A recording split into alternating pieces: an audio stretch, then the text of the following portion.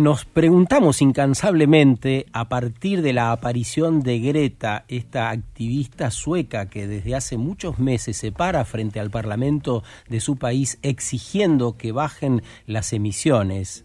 A través de esta voz de Greta, miles de chicos en todo el mundo, no solo en las capitales de Europa, sino en Buenos Aires, Córdoba o Montevideo, están saliendo todos los viernes a decirnos a los adultos: no nos mientan más, la casa está en llamas, necesitamos detener el calentamiento global ahora. ¿Qué tienen estos chicos en la cabeza que pueden ver con tanta razonabilidad lo que necesitamos hacer?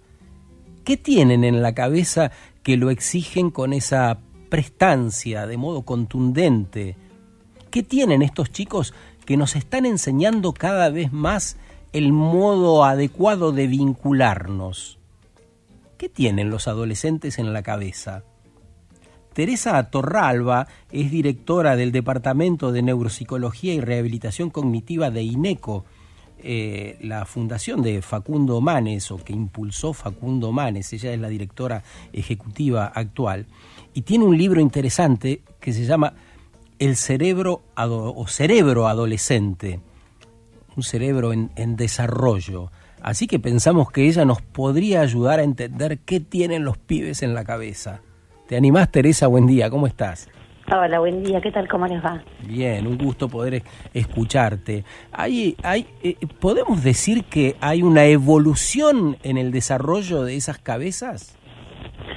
Bueno, sí, definitivamente el cerebro de los adolescentes se va desarrollando, hoy se sabe, hasta los 25 años aproximadamente, ¿no? Hace un tiempo se creía que el mayor desarrollo cerebral se daba en el periodo de 0 a 3 años, que ahí era el momento de mayor plasticidad, donde nosotros los adultos deberíamos brindarles todas las herramientas o el ambiente y la estimulación necesaria para una buena conexión cerebral, para que se generen estas sinapsis necesarias y esta poda cerebral que sabemos que es en general algo muy bueno, porque hay muchas neuronas en el cerebro y después se eligen aquellas que se utilizan y el resto se pierden. Esto que pasaba, que se sabe que pasaba en los primeros 3 años, hoy se conoce con mucha certeza que vuelve a suceder en la edad adolescente, es decir, entre el periodo de 13 años y 25 años, que es lo que hoy dura la adolescencia, que después podemos conversar de cuán larga es, en ese momento vuelve a aparecer esta gran capacidad en el cerebro de lo que se llama sinaptogénesis, nuevas conexiones neuronales y una consecuente poda neuronal de vuelta. Es la segunda vez. Y es el segundo momento en el cerebro, y el último, y esto es importante, y el último, donde existe la plasticidad del desarrollo, es decir, donde el cerebro está plástico para generarle todas aquellas experiencias necesarias para que luego se cablee el cerebro de la mejor manera posible y luego ya se transforma en un cerebro, entre comillas, como más rígido, más armado, aquel que va a luego permanecer durante el resto de nuestra vida. Parecen capitales esas cualidades que has descrito, o ese modo de nombrar lo que pasa en una cabeza de los jóvenes para este tiempo, ¿no? Esa capacidad de empatía que les vemos, esa capacidad asociativa, esos nuevos modos de vincularse para un tiempo donde necesitamos acciones urgentes y en la mayoría de los casos disruptivos. Es el capital humano de este tiempo, ¿no? Es cierto. De hecho, necesitamos tomar conciencia que los adolescentes son nuestro capital mental, son el capital mental de los países, porque son un grupo etario muy, muy grande que tiene enormes capacidades para ser desarrolladas y que además, como transcurre durante mucho tiempo, son también gran parte de la fuerza laboral, son gran parte de lo que va a ser el futuro de cada uno de nuestros países, ¿no? Y durante ese periodo que te estoy diciendo que dura relativamente más o menos desde los 13 hasta los 25 años, o sea que arranca con la pubertad, con un cambio biológico y que termina con un cambio social, que es decir, cuando el adolescente empieza a comportarse o a adquirir roles adultos, son durante todo ese momento donde existe un importante desequilibrio, y a ver si lo puedo explicar en fácil. Por un lado, los adolescentes tienen como una hipersensibilidad a todo lo emocional, y ahí está un poco lo que vos comentabas de la empatía, el ponerse en el lugar del otro, el pensar en que cómo cambiar el mundo, ¿no? Cuáles son los valores, hacia dónde quiero ir. Hay como una gran hipersensibilidad porque hay un hiperdesarrollo de áreas vinculadas, que son áreas subcorticales, que son áreas vinculadas con la emoción. Y por otro lado, el desequilibrio viene donde los lóbulos frontales, las áreas más anteriores de nuestro cerebro, terminan de desarrollarse recién a los 25 años. Entonces tenemos lo que yo llamo en mi libro un Lamborghini, una Ferrari sin frenos. Es decir, un motor espectacular, de un auto genial, de gran potencial, pero que los frenos todavía no están bien regulados. Y ahí empiezan a haber algunos desequilibrios, es decir, ¿por qué son tan tomadores de riesgo?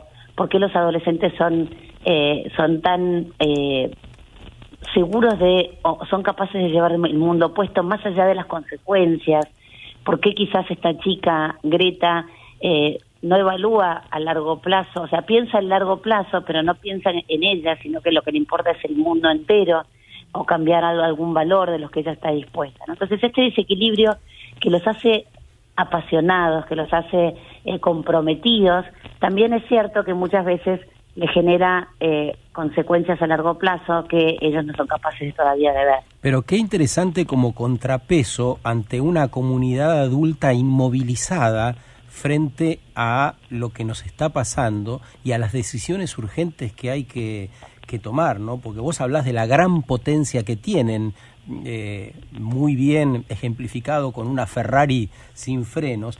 Hablas de la hipersensibilidad, justamente lo que estamos viendo, le falta un poco a la humanidad, ¿no? Sensibilizarse frente a lo que pasa, frente al otro, frente a las desigualdades crecientes. Qué interesante poder escuchar y conocer más del fenómeno de estos chicos que vienen efectivamente con una tromba, ¿no? Teresa, ahora, solo para hacer un pequeño paréntesis y continuar con esta idea de juventud, de los jóvenes, ¿qué pasa? Dijiste que hasta los 25 es como un Ferrari sin freno. ¿Qué pasa a los 25? ¿Le adosamos los frenos? Bueno, durante los últimos años, hasta llegar a los 25 años, se va... Perdón, cuidado con lo que respondas porque cumplí hace poco 25 años, Teresa. Hoy qué difícil esta respuesta. Oh. Por ahí vos sos la excepción, por supuesto. Qué bien, muy bien. Siempre hay excepciones en este mundo tan florido. Lo que se sabe hoy es que estas conexiones que van... El cerebro se va desarrollando de atrás hacia adelante, de la parte posterior hacia la parte más anterior de nuestro cerebro. Sería que lo último que se desarrolla es lo que está por detrás de nuestros ojos, o sea, por detrás de nuestra frente. Y esta área del cerebro que está por detrás de nuestra frente, que se llaman los lóbulos frontales, terminan de cablearse, de desarrollarse, de fortalecerse. Esto es como si nuestro cerebro tuviera muchas rutas, y de repente... Cuando llegan los 25 años, esas rutas, aquellas que fueron más utilizadas, aquellas que son las que uno más necesita, se transforman en grandes autopistas. Entonces se ordena un poco el cerebro en pos de aquellas experiencias o aquellas necesidades que tenemos. A los 25 años ya tenemos desarrollado el lóbulo frontal, entonces tenemos ya capacidades que antes no teníamos desarrolladas. Por ejemplo, tenemos más desarrollada la capacidad de toma de decisión, es decir, una toma de decisión basada en el raciocinio y por otro lado en las emociones. Tenemos más desarrollada lo que se llama la teoría de la mente, que es ponerse en el lugar del otro y hacer algo al respecto. Tenemos más desarrollada la empatía, aunque uno cree que la empatía es algo que los jóvenes tienen como hipersensibilizado. Lo cierto es que la sintonía fina del ponerse en el lugar del otro, de hacer algo al respecto, de entender cuáles son los tiempos del otro, se termina de desarrollar en este periodo. La autorregulación es una de las quizás capacidades que son muy importantes en el ser humano, que tienen que ver con poder pensar en el largo plazo y no en el corto plazo, y eso termina de desarrollarse a los 25 años. Entonces, todo lo bueno que termina de desarrollarse en esa época, supuestamente, entre comillas, se mantiene durante el resto de nuestra vida, pero con una sensibilidad menor, y quizás esto lo relacione con lo que vos contabas anteriormente. Es decir, ya la efervescencia desaparece, estas autopistas ya están más consolidadas, los accionares son más estereotipados, es decir, que ya empezamos a actuar de una manera más convencional y más repetitiva, y esto tiene lo bueno y lo malo. Sí, porque te escuchaba y pensaba también, a partir de los 25 empezamos a atarnos a nuestras creencias, ¿no? Empezamos a aferrarnos a un modo determinado en que creemos deben hacerse las cosas. Exactamente, de hecho eso se llama esquemas mentales, y empiezan a aparecer con más fortaleza esto que vos decís, ¿no? La forma en que uno tiene de pensar sobre una acción, y que es más difícil salirse de ese lugar, porque todo lo bueno, digamos, todo lo bueno y lo malo que tiene un cerebro en desarrollo, todo lo plástico que tiene el cerebro en desarrollo, y lo importante que es terminar de desarrollarlo de la mejor manera posible, se puede volver en contra cuando ese desarrollo se vuelve más rígido y uno quiere generar cambios en personas adultas. De hecho, uno sabe que, por ejemplo, el aprendizaje de los idiomas se da más fácilmente en un cerebro en desarrollo que no. El aprendizaje de estas virtudes, de la empatía, de generar más autorregulación, de la capacidad de cambio, de la flexibilidad, es mejor, o sea, está disminuida en la adolescencia, pero tiene más potencial para ser modificable, y por eso es que es tan importante las acciones que se hagan, entre comillas, en estos cerebros adolescentes, porque son plásticos. Estás escuchando a Teresa Torralba, que hizo un libro llamado Cerebro Adolescente. Es que nos proponemos esta mañana intentar saber qué tienen los pibes en la cabeza. Teresa, estamos fascinados con la juventud de ahora, estamos fascinados, por ejemplo, desde nuestro lugar, con quienes están liderando este movimiento ambientalista, estamos fascinados con los viernes de huelga por la escuela, y así podemos empezar a tomar distintas acciones que están haciendo hoy los jóvenes en su lucha, ¿no? Ahora, lo que nos preguntamos es, ¿estos jóvenes son los mismos jóvenes que hace 100 años, que hace 50 años, que hace 200 años, o los contextos también modifican el desarrollo de la mente? Sin lugar a dudas, no son los mismos adolescentes. Sin lugar a dudas, el ambiente transforma el cerebro. Eso no hay dudas al respecto en la actualidad, y aunque la adolescencia es relativamente universal, es decir, hace 100 años había adolescentes como los hay hoy, algunas cuestiones empiezan a suceder en pos de o en función de los cambios ambientales. Es decir, hoy se sabe que la tecnología, los adolescentes más jóvenes son nativos tecnológicos, han nacido, por ejemplo, con la tecnología, que no es el caso mío, y probablemente vos, si tenés 25 años, tampoco el tuyo. Es decir, vos naciste en un mundo donde había tecnología, pero vos no naciste como nacieron los chicos en la actualidad, donde nacen ya en un ambiente absolutamente tecnológico, donde no pueden imaginarse la no existencia de la tecnología atravesando todos los ambientes de su vida. Y esto también cablea el cerebro de una manera diferente. De hecho, ahora hay una nueva ciencia que tenemos que esperar un tiempito para entenderla mejor, que es qué es lo que está sucediendo en el cerebro de nuestros niños y adolescentes y púberes, donde en realidad la tecnología ya es parte de lo cotidiano. Y así con cada una de las cuestiones que atraviesan el mundo actual, que no son las mismas de hace 50 años y no son las mismas de hace 100 años desde ya. Más allá de que el periodo adolescente es universal porque sucede en todos los países, sucede en todos los tiempos, pero con todas las particularidades que tiene cada momento. El cerebro adolescente, tienen un cableado diferente, nos acaba de decir esta Teresa Torralba con la cual estamos hablando, los ha caracterizado como una Ferrari sin frenos, y pensamos, ¿cómo podrías ponerle, Teresa, a los chicos estos de 5 o 6 años, que son verdaderamente una bala, ¿no? Podés tener conversaciones y aprender de esos pibes ya, ¿no? Uh-huh. ¿Cuánto campo para estudiar?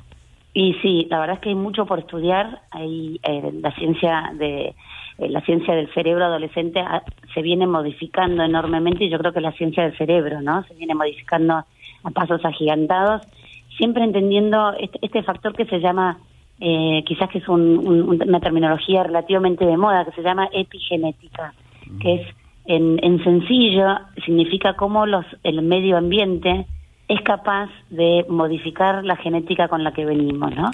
Y eso nos da una libertad enorme de acción, porque sabemos hoy que los ambientes enriquecidos, los tipos de experiencias con que los chicos, antes se creía solo en la ciencia de los niños de los 0 a 3 años, hoy sabemos que hasta los 25 años tenemos 2 periodos de 0 a 3 y de 14 a 20 o 25, donde tenemos todavía capacidades para modificar aquello con lo que supuestamente veníamos de base, ¿no? Y esto ya está muy estudiado, está muy avanzada en los estudios de epigenética, sabiendo que podemos despertar más, como si fuera a frotar la lámpara de Aladino para que las cosas sucedan, o opacar aquello que nos parece que no es interesante o fructífero para la vida de una persona, ¿no?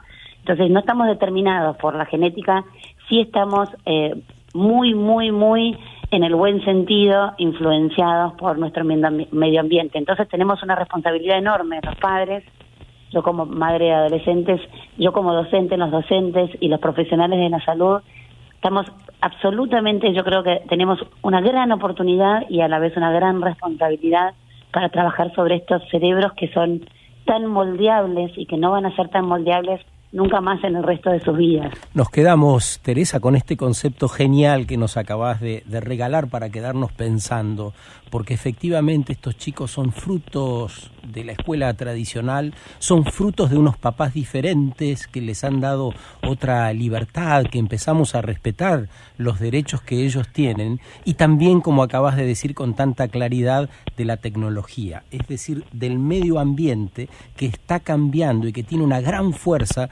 para cambiar la genética, lo que tenemos cada uno determinado. Por lo tanto, ahí estás llamando, aunque no lo hayas dicho específicamente, a la acción, ¿no? Este es un tiempo de acción. Los papás tenemos una gran acción para hacer con ellos, para acompañarlos, estimularlos y, en definitiva, garantizarles ese buen ambiente que vos has mencionado con tanta claridad. Te mandamos un abrazo grande y que tengas un muy buen fin de semana.